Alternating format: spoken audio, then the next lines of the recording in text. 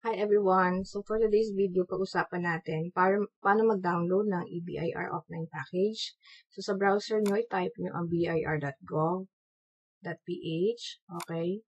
Tapos, ito po yung website na makikita nyo. This is the official website of the BIR na kung saan pwede nyo i-download yung mga BIR programs. And one of the BIR programs na i-download natin ay ang EBIR form package.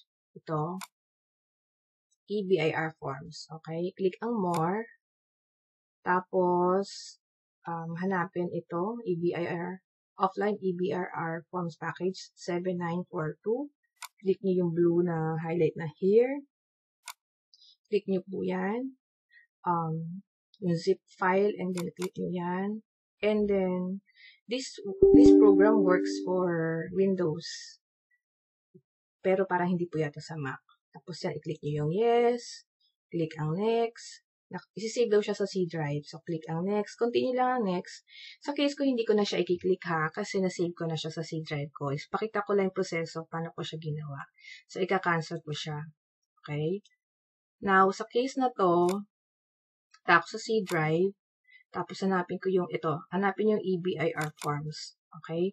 And then, look for this na may logo ng BIR forms. Yan po yung pipindutin. Alright? So, pag napindot nyo na po yan, because nagawa ko na to previously, i-type ko lang po yung TIN. Okay? Before you do this, dapat nyo pong katabi yung COR nyo. Kasi kung ano po yung nakalagay sa COR, yun po yung kukopihin nyo. For example, syempre, kung anong PIN, diba? Kung may branch na 01, yun yung ilalagay nyo. Tapos, yung RDO number, ito pipiliin natin, 57. Okay? So, fill up pa natin, ha? Sa case ko po kasi nalagyan ko na po yan. For presentation purposes, lahat lang nilagay ko 0, tapos RDO po 57. And because yung line of business niya, makikita niyo po somewhere here. Okay? Refreshments, yan, stands, yan. So, kasi minsan napuputol yan. Stands, kiosk, yan. Tapos, pangalan, surname, kung individual taxpayer kayo, say, surname muna, last name, tapos first name, middle name for individual. Siyempre, kung hindi naman individual, ibig sabihin corporation or partnership. So, ilalagay dyan ko na registered name. Ilalagay nyo rin yung registered address, kung ano yung nasa COR. Okay, kung ano po yung nasa COR, yun po ang ikakopy nyo dyan.